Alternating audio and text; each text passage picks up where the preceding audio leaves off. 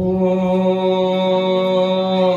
नमः सिद्धेभ्यः।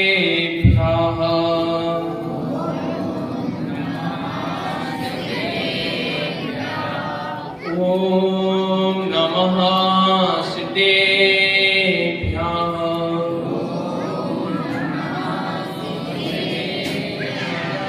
ओम नमः सिद्धेभ्यः।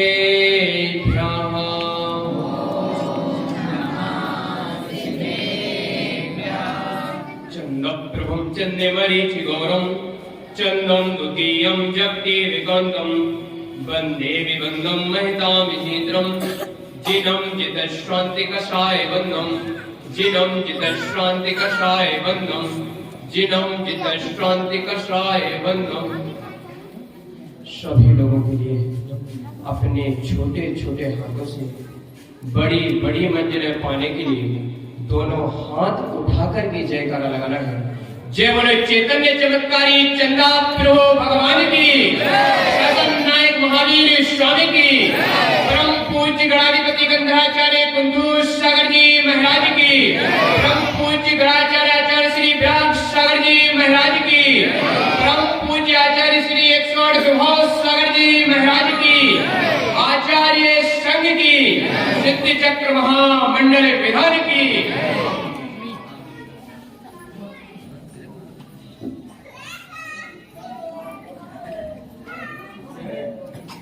मैंने आप लोगों से बोला कि शांति बनाए रखना है। क्या मैंने आप लोगों से बोला शांति बनाए रखना है, यह नहीं बोला कि मुस्कुराहट बंद रखना है। मुस्कुराहट जैसे चक्रेश भैया कार्यक्रम कराते हैं तो मुस्कुराहट रहती है कि नहीं चेहरे पर? ऐसी मुस्कुराहट सदैव रहना चाहिए, क्योंकि हाथ में स्मार्टफोन हो ना हो तो चल जाएगा, लेकिन चेहरे पे स्माइल होना जरूरी है, क्योंकि व्यक्ति स्मार्ट मोबाइल से नहीं स्माइल से बनता है।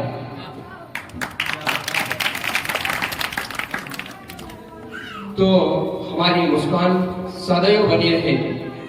तो यह मुस्कान एक ऐसी चीज है कि आपकी इस मुस्कुराहट से आप बड़ी से बड़ी जंग भी जीत सकते हैं। बड़ा सा बड़ा काम एक मुस्कुराहट से हो सकता है। तो कई दिनों से सोच रहा था कि कई जगह प्रवचन किए, कई जगह भाषण दिया, लेकिन यह भी सोच रहा था कि बाहर जाकर लोगों के समक्ष, बाहर जाकर अन्य राज्यों में बोलना बहुत सरल लगता है, लेकिन अपने ही ग्राम में और इस दिगंबर जैन समाज के सामने बोलना जितना वहां सरल लगता है उतना यहाँ कठिन लगता है। पहले दिन हमारे नीरज भैया ने आपके समक्ष अपने वक्तव्य रखे, लेकिन उतना तो नहीं आता। क्या उतना तो नहीं आता जितना उन्होंने आपके समक्ष परोसा। विमल भैया ने, चक्रेश भैया ने और मुकेश भैया ने जितना आप सबके समक्ष परोसा उतना परोसना नहीं आता, लेकिन उससे 50% परोसने की प्रयत्न करूंगा, कोशिश करूंगा कि 50% तो आपके सबके समक्ष परोस सके। देखिए, इस हटा नगरी का बहुत ही सौभाग्य मानो, और मैं तो यह कह रहा हूं कि इस दिगंबर जैन समाज का अब पुण्य बहुत ही तेज होता जा रहा है। क्या पुण्य बहुत ही तेज होता जा रहा है, क्योंकि अभी कुछ ही महीनों पहले ऐसा पुण्य जागा था कि 5 दिन का समूषण महामंडल विधान कराने का अवसर मिला। क्या? और 4 पिच्छियों के सहित, कितनी? 4 पिच्छियों के सहित समूषण महामंडल विधान कराने का अवसर मिला। और अब कुछ ही महीनों बाद और पुण्य जागा है, तो 8 दिन का, और अब 4 पिच्छी नहीं 13 पिच्छियों के साथ सौभाग्य प्राप्त करने का अवसर मिला। इसको आप चमत्कार से कम मत समझो, यह भी एक बहुत बड़ा चमत्कार है, क्योंकि 10-12 वर्ष पहले सिद्ध चक्र मंडल विधान हुआ था, उसके बाद समोसरण महामंडल विधान हुआ और तुरंत ही कुछ महीनों बाद क्या सिद्ध चक्र महामंडल विधान फिर से। ये बहुत ही बड़ा चमत्कार मानो, इसको आप छोटा मत मानो। कुछ लोगों के मन में शंका रहती है, ध्यान से सुनिए, मैं थोड़ा ही समय बोलूंगा, क्या मैं आप कहो आधा घंटे की जगह 15 मिनट बोलूंगा, लेकिन मेरी एक रिक्वेस्ट रहती है आप लोगों से, जो भी मैं बोलूंगा वो यहां से सुनकर यहां पे स्थापित करो। क्या यहां पे सुनकर यहां पे स्थापित करो। आधा घंटे नहीं बोलूंगा, 15 मिनट बोलूंगा। अगर आप फिर कहो कि भैया जी और थोड़ा बढ़ा दो तो और थोड़ा बढ़ा दूंगा, लेकिन ध्यान से सुनना। कई लोगों के मन में शंकाएं रहती हैं कि बिना मन के धर्म करेंगे, अगर बिना मन के अभिषेक करेंगे, बिना मन के पूजा करेंगे तो फल मिलेगा या नहीं, रहती है, फल नहीं मिलता। कई लोग तो यही बोलते हैं बिना मन के करने से फल नहीं मिलता। किस किस की शंकाएं ऐसी रहती है ना, सबके मन में रहता है कि मन नहीं है तो क्या मतलब है, कर लिया लेकिन फल नहीं मिलेगा। उपस्थित बंद हो, नौकरी करने का किसका मन होता है? नौकरी करने का किसी का मन होता है? बिना मन के नौकरी करने के बावजूद भी आप महीने की 25-30 हजार रुपए सैलरी पा लेते हैं। बिना मन के करने के बाद फल तो प्राप्त हो रहा है, फल तो प्राप्त हो रहा है। घर में बहुओं के लिए इतना काम रहता है, उनका मन नहीं होता इतना काम करने का, लेकिन फिर भी करती हैं और करते करते मन होने लगता है। तो उपस्थित बंधुओं, ऐसी छोटी छोटी सी शंकाओं से आप टूटो मत। मन नहीं है तो भी आओ और मन है तो भी आओ, क्योंकि आप जब तक आओगे नहीं तब तक आगे बढ़ोगे नहीं। अगर आगे बढ़ना है तो जिन्हें सिद्धों के दरबार में आना परम आवश्यक है।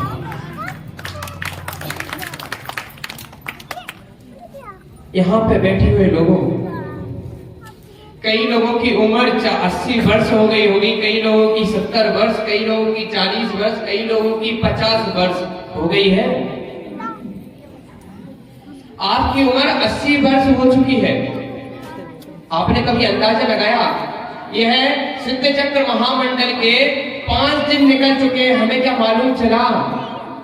कैसे यह भक्ति में 5 दिन निकल गए। उपस्थित बंधुओं, जिस प्रकार आपको यह 5 दिनों का मालूम नहीं चला, उसी प्रकार आपकी जिंदगी निकल जाएगी, आपको मालूम नहीं चलेगा। इसलिए जिनेंद्र भगवान कहते हैं, जो करना है अभी करो, पीछे मत हटो। आप लोगों की उम्र 80 वर्ष की उम्र हो चुकी है, लेकिन एक बात ध्यान में रखना, 80 वर्ष में से 40 वर्ष की उम्र तो आप माइनस कर दो, क्योंकि 40 वर्ष की उम्र तो आपने सोने में निकाली। किस में निकाली? निकाली कि नहीं? सच्ची बोलो हाँ। आपकी आवाज तो आई नहीं, हाँ निकाली है, बोलो हाँ। आपने 40 वर्ष की उम्र तो सिर्फ सोने में निकाल दी, छोड़ दो। अब कितनी बची? सिर्फ आपकी आयु का कैलकुलेट हो रहा है यहाँ।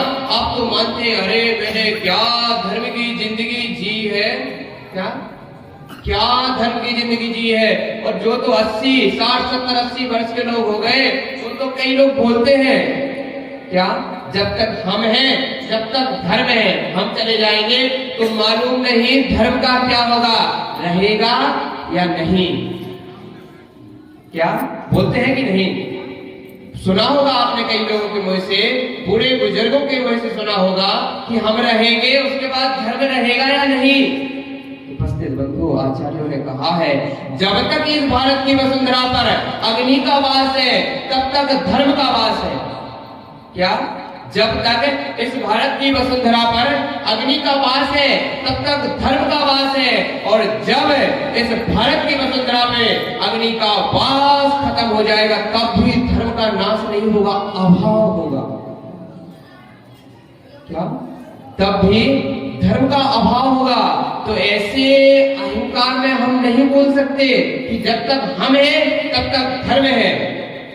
जब तक आपको सिकी सिकाई पकी पकाई रोटियां और पूड़ियां खाने को मिल रही है तब तक यह धर्म है। और ऐसे निर्घंट मुनि चलते रहेंगे, उन्हें बंधन करते रहना, आहार देते रहना। हमारी उम्र कितनी है? 80 वर्ष। 40 वर्ष सोने में निकल गई, बची 40 वर्ष। उसमें से भी 10-15 वर्ष हमने बचपन में गुजार दी। अब कितनी बची? अब खुद बताओ कितनी बची? 80 वर्ष की आयु वाले व्यक्ति की बात कर रहा हूँ। 40 वर्ष की जिंदगी आपने सोने में निकाल दी, 10 से 15 वर्ष की जिंदगी बचपन में गुजर गई। अब बस कितनी बची? 20 वर्ष कि 25 वर्ष? 25 वर्ष की आयु, उसमें भी शादी, क्या शादी जवानी योग वियोग लगे रहते हैं उपस्थित बंधुओं। तो उम्र हमारी कम है, क्या समय हमारे पास बहुत कम है। कितना? बहुत कम है। लेकिन हमारे लिए आज उस समय की कीमत समझ में नहीं आ रही है। तो जितने आगे हम बढ़ सकते हैं और जितने जल्दी बढ़ सकते हैं उतने जल्दी हमें बढ़ना परम आवश्यक है। क्योंकि समय कितना है? बहुत कम है, बहुत कम है, जिसको हम गिनती भी नहीं कर सकते। आयु का कैलकुलेशन तो हमने कर लिया। कहा है लाइफ इज आइसक्रीम। क्या आइसक्रीम खाई सभी ने? किस किसने खाई? सबने खाई।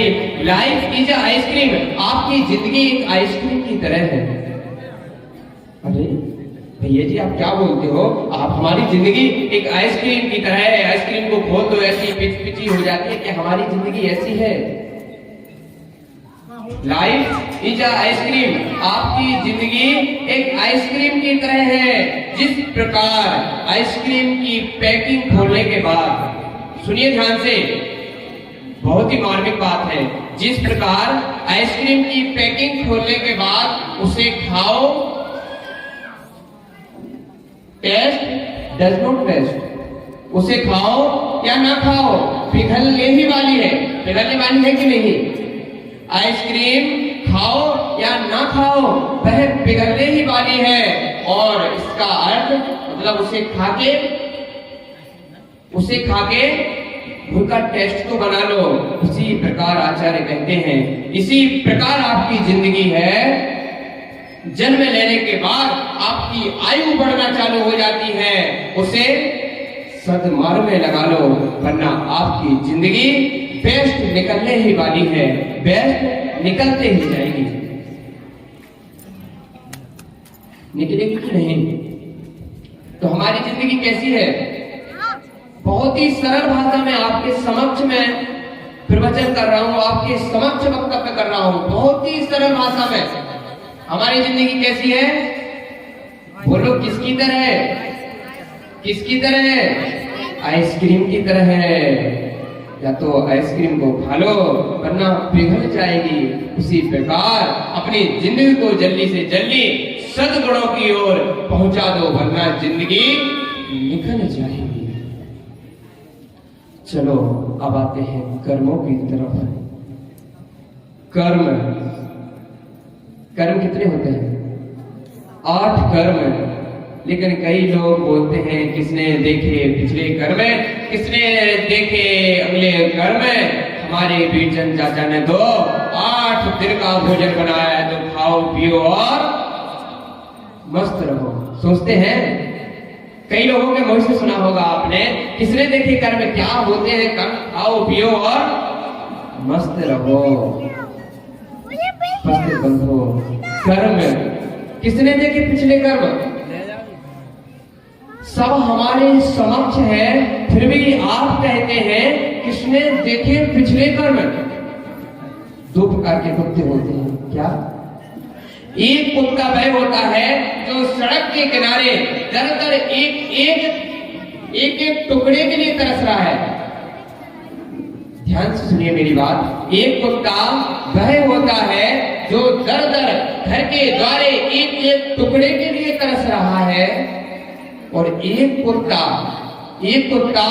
वह है जो राजमहल में मेम साहब की गोद में बैठा हुआ है, और मेम साहब का बच्चा नौकरानी की गोद में बैठा हुआ है। ऐसे दृश्य कई लोगों ने देखे होंगे और कई लोगों ने नहीं देखे होंगे।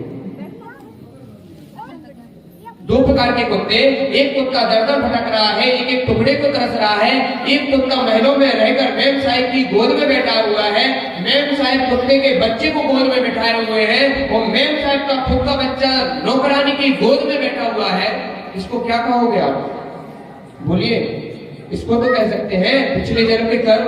यह कर्मों का ही तो फल है कि नहीं? बोलो हाँ। क्या आपने सोचा? बोलने के बाद सबको मालूम चलता है, अरे तो मुझे मालूम था। क्या? ये तो मुझे मालूम था। यही तो है पिछले जन्म के कर्म। एक व्यक्ति वो जो रेलवे स्टेशन आदि जगह एक एक टुकड़े मंगा करके खा रहा है, और एक व्यक्ति जो जिसके लिए हर एक सुविधाएं उत्पन्न है। क्या है ये? क्या है? यही तो है पिछले जन्म के कर्म। यही है जो आप जैसे कर्म पिछले जन्म में करके आए, उस कर्मों का फल है। जो आप अभी भोग रहे हैं वह उस जन्मों के कर्मों का फल है। अब इस जन्म में आप कैसे कर्म कर सकते हैं, उसका भविष्य आपका, उसके आधार पर आपका भविष्य निर्धारित हो जाएगा कि नहीं? उसी के आधार पर आपका भविष्य निर्धारित हो जाएगा। आप जैसे कर्म करोगे वैसा आपका भविष्य निर्धारित हो जाएगा। लेकिन यह बात हम नहीं समझते। क्या? यह बातें हमें अच्छी नहीं लगती। इन कर्मों की बातों से तो दूर ही रहो। क्या? हम ऐसे ही बोलते हैं, इन कर्मों की बातों से तो दूर ही रहो। कोई आ गया भविष्य देखने वाला, क्या हाथ देखने वाला, अरे भैया मेरा हाथ तो देख दे, अरे भैया मेरा भविष्य तो देख दे। अरे भैया क्या जरूरत है भविष्य दिखाने की? क्या आपका भविष्य आपको मालूम है, हमारा भविष्य हमें मालूम है। हम एक दूसरे को अपना भविष्य बता नहीं सकते।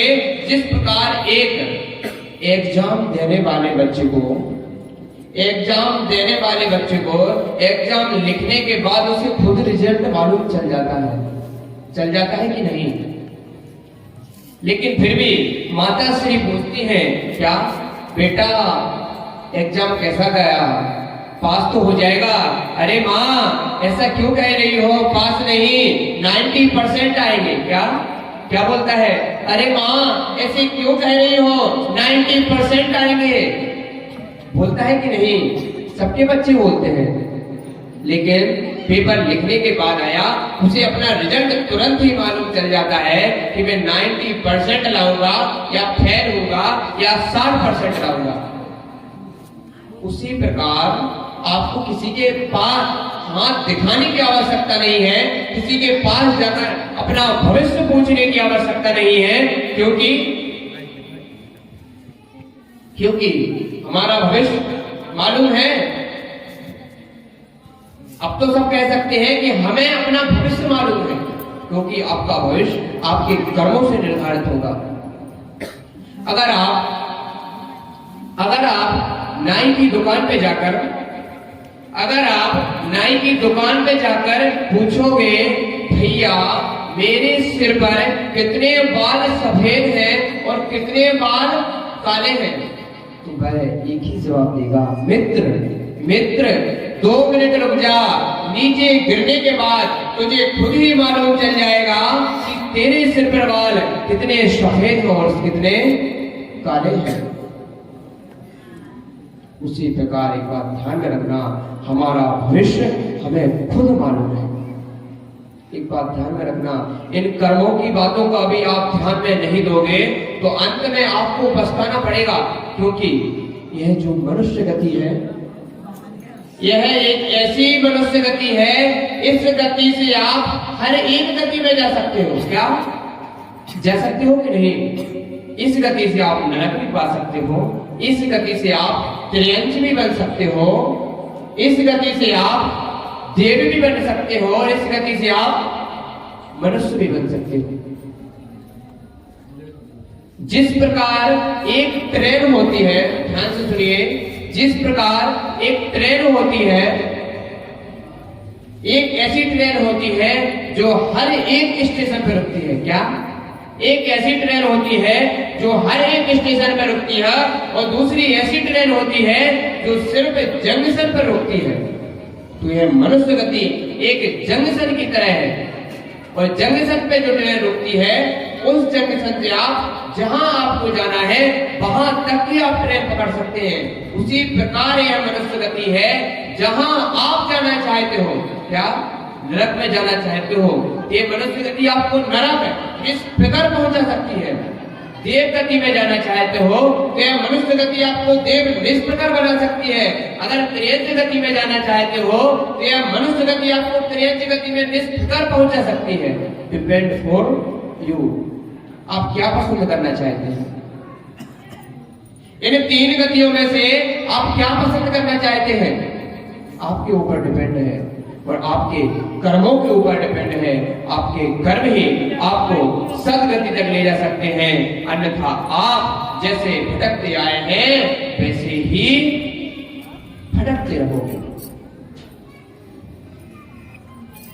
तो एक बात ध्यान में रखना, यह महत्वपूर्ण नहीं है कि आज हमने क्या खाया। क्या? यह महत्वपूर्ण नहीं है कि आज हमने क्या खाया, बल्कि महत्वपूर्ण यह है कि जो खाया वह पच रहा है कि नहीं। उसी प्रकार यह महत्वपूर्ण नहीं है कि हम कितने प्रसन्न हैं। क्या? उसी प्रकार यह महत्वपूर्ण नहीं है कि हम कितने प्रसन्न हैं, बल्कि महत्वपूर्ण यह है कि हमारी वजह से कितने लोग प्रसन्न हैं। आप कितने भी प्रसन्न रहो, क्या आप कितने भी प्रसन्न रहो, एक पल्ली भर फर्क किसी को नहीं पड़ने वाला। आप कितने भी दुखी रहो, कितने भी दुखी रहो, कितने भी प्रसन्न रहो, किसी को फर्क नहीं पड़ेगा।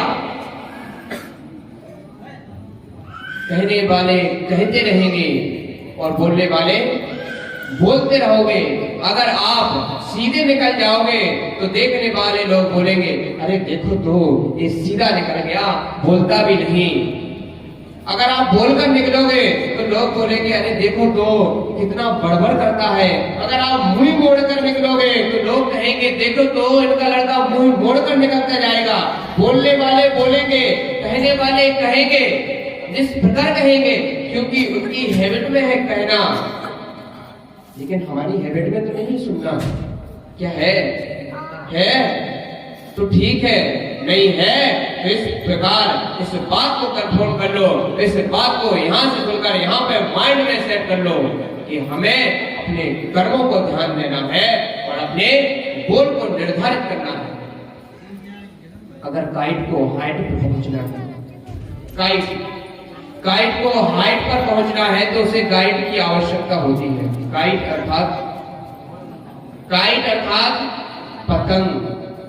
पतंग को कहां पहुंचना है? हाइट, कहां? ऊपर।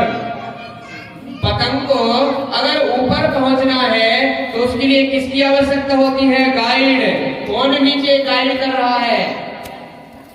अगर नीचे कोई गाइड करने वाला नहीं होगा, पतंग को उड़ाने वाला व्यक्ति नहीं होगा, तो क्या पतंग उड़ेगी? नहीं। उपस्थित बंधु, जिस प्रकार एक पतंग को, एक काइट को हाइट तक पहुंचने में गाइड की आवश्यकता होती है, उसी प्रकार यह अष्टांगा महापर्व, यह सिद्ध चक्र महामंडल प्रधान आपको गाइड करने के लिए आया है। क्या? आपको गाइड करने के लिए आया है। हे माताओं, समझ जाओ। क्या? हे माताओं, समझ जाओ, सुन लीजिए, मनन कर लीजिए, चिंतन कर लीजिए, जो अच्छा लगे उसे ग्रहण कर लीजिए। क्या? जो अच्छा लगे उसे ग्रहण कर लीजिए, जो अच्छा ना लगे उसे छोड़ दीजिए, लेकिन ग्रहण तो करो।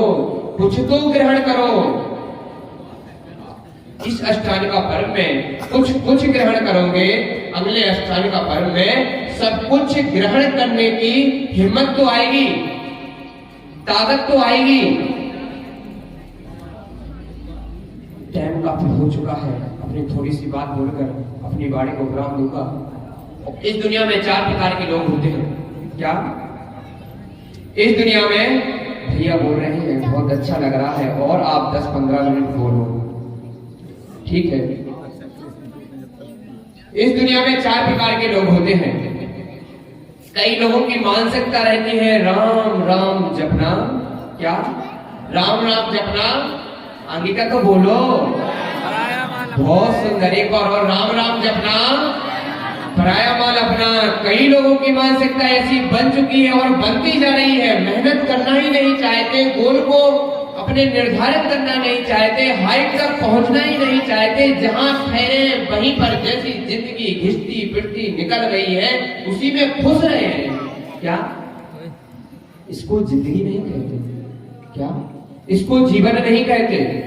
एक तो पहले नंबर हमें अपनी सोच को निर्धारित करना पड़ेगा, और सोच को निर्धारित करने के बाद एक उच्च सोच लाना पड़ेगा। क्या उच्च कुल की सोच? हम जैन हैं, क्या हम उच्च कुल के हैं कि नहीं? उच्च कुल के हैं, उस प्रकार की सोच तो लाओ। हमारी सोच ही बिल्कुल घटिया है।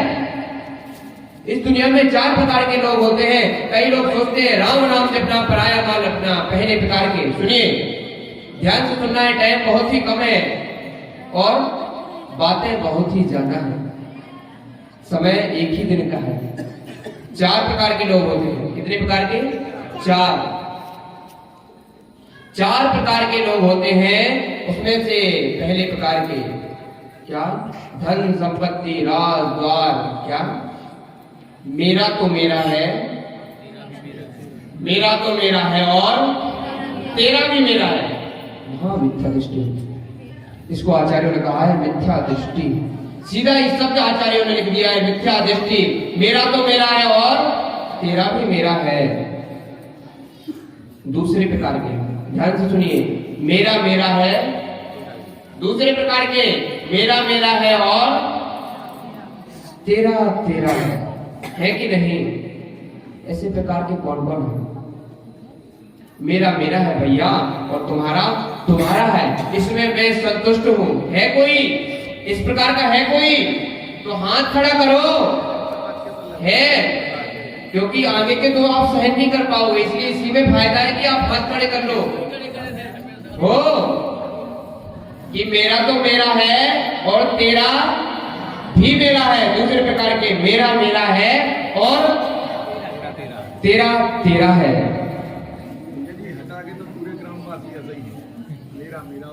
बहुत सुंदर सुनील भैया बोल रहे हैं, हटा के ग्रामवासी सिर्फ इसी में संतुष्ट है कि भैया मेरा मेरा है और तेरा तेरा तेरा है। लेकिन बोल रहे हैं कुछ कुछ होंगे कि मेरा तो मेरा है और तेरा भी मेरा है।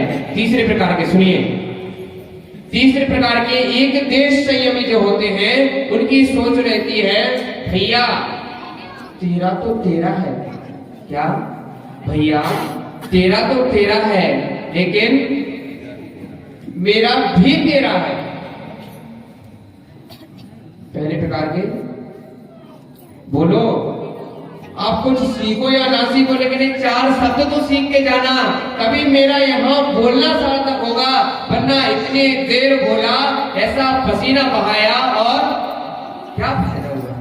ये 4 शब्द तो सुन के जाना। भले ही आप कितने भी बोर हो रहे हो, लेकिन ये 4 शब्द याद करके जाना।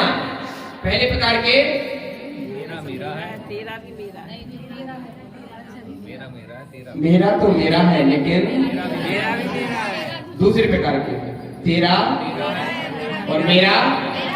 तीसरे प्रकार के, तेरा तेरा है, मेरा भी तेरा है। तेरा तेरा है भैया, लेकिन मेरा भी मेरा है। अब आचार्य भगवान बोलते हैं भैया इस दुनिया में ना तेरा है ना मेरा है, दुनिया एक झमेला है।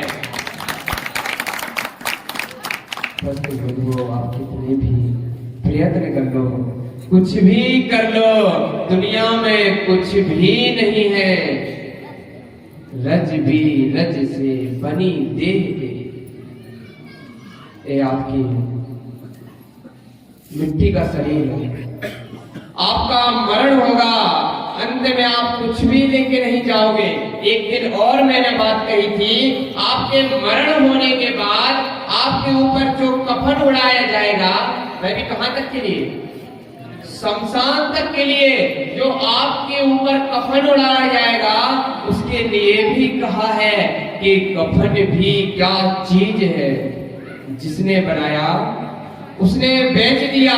कफन भी क्या चीज है, जिसने बनाया उसने बेच दिया, जिसने खरीदा उसने इस्तेमाल नहीं किया, और जिसने इस्तेमाल किया उसे मालूम नहीं। उपस्थित बंधुओं, जो कफन भी जाएगा आपके ऊपर, वह भी आपको मालूम नहीं पड़ेगा कि हमारे ऊपर यहाँ से कुछ दूरी तक मरण होने के बाद एक कफन गया है। तो आचार्य कहते हैं कि दुनिया एक झमेला है, लेकिन फिर भी मोह माया के चक्कर में पड़कर माताओं, आप सभी के लिए समय सार का ज्ञान है क्या? लेकिन आप प्रदर्शित नहीं करना चाहते, क्योंकि समय सार पर्यायों के लिए नहीं, पर्याय के लिए देखता है। जिस प्रकार माताओं के लिए आटा गूंथने के बाद, लोई बनाने के बाद आभास हो जाता है कि इस लोई का क्या बनने वाला है। आभास होता है कि नहीं? आटा गूंथने के बाद, लोई बनाने के बाद आभास हो जाता है कि इस लोई का क्या बनने वाला है। पूरी बनने वाली है, पराठा बनने वाला है, या रोटी बनने वाला है। आवाज होता है कि नहीं? हाँ बोलो, हाँ, तेज से बोलो, हाँ होता है। जिस प्रकार आपको आटे की लोई बनाने के बाद आभास हो जाता है कि इस लोई से क्या बनने वाला है, हे माता, उसी प्रकार माया जारी करने के बाद त्रियंच गति का भी आभास कर लिया करो। क्या? त्रियंच गति का भी आभास कर लिया करो, क्योंकि आचार्य कहते गए हैं कि माया जारी करोगे तो निश्चित त्रियंच गति को पाओगे कि नहीं? तो इस प्रकार की कई बातें हैं और हम सबको समझना है और अपने जीवन में इन सबको उतारना है। एक बात ध्यान में रखना, सामने टंकी रखी हुई है। क्या?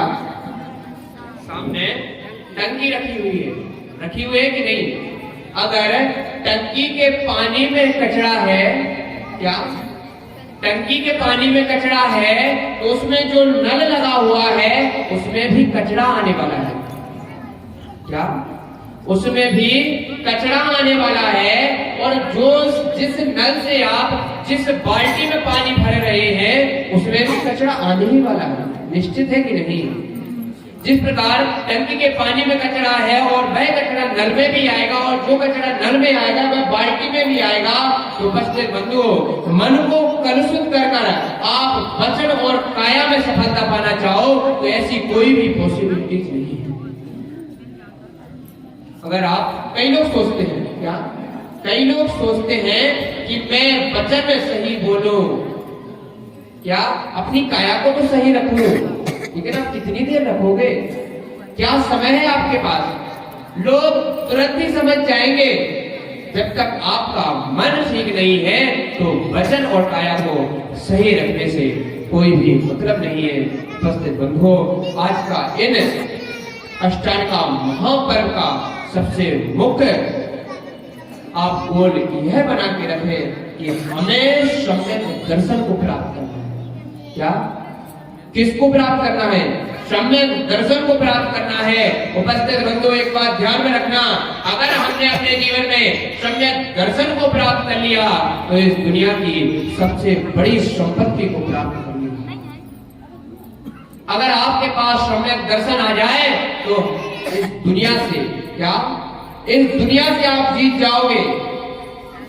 एक सबसे बड़ी इस जिन शासन की अगर पकड़ है तो वह क्या है? सम्यक दर्शन। लेकिन इसको पाना बहुत कठिन है, इसको पाना बहुत कठिन है। बंधुओं, कठिन तो बहुत काय है। क्या रोटी बनाना कोई सरल काम नहीं है? आप लोगों को खाना बहुत सरल है, इनसे पूछो बनाना कितना कठिन है।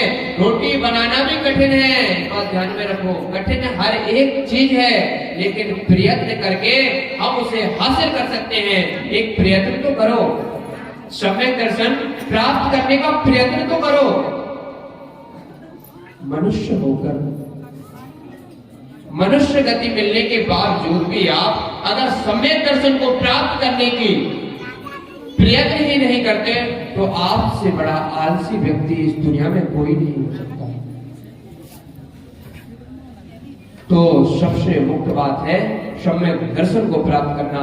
आज के कई बातें हुई, इन सब बातों को अपने जीवन में उतारने का प्रयत्न करें और अपने जीवन को एक आदर्श बनाएं। मुख्य रूप से एक बात ध्यान में रखना, यहां बैठे हुए सभी माताएं, सभी पिताजी, क्या इस भारत वसुंधरा का अब क्या प्रकोप होता जा रहा है कि आपके बच्चे आपको आदर्श नहीं मानते? इसका क्या कारण है? आपने सोचा है? आपके बच्चे आपको आदर्श नहीं मान रहे, इसका क्या कारण है? अगर आपके बच्चे से पूछो भैया आपको क्या बनना है, तो एक बच्चा बोलता है डॉक्टर बनना है, मास्टर बनना है, इंजीनियर बनना है, कलेक्टर बनना है।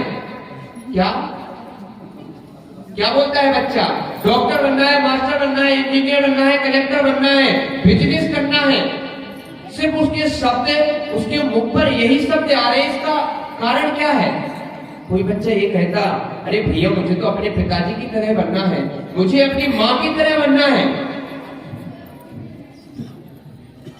क्या क्यों नहीं कह रहा? आपके बच्चे आपको आदर्श नहीं मान रहे, ये इस दुनिया की सबसे बड़ी बात है।